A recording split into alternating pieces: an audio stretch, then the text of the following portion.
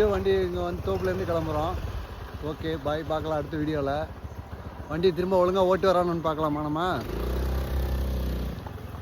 பரவாயில்ல, ஓரளவுக்கு ட்ரைனிங் நல்லா தான் இருக்குது. கேட் ஓப்பன் பண்ணியாச்சு, வண்டி வெளில போ.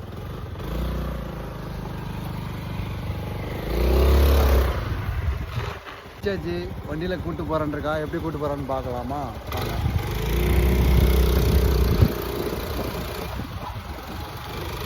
ஆஃப் ரோட்டில் தான் வண்டி ஓட்டுறா.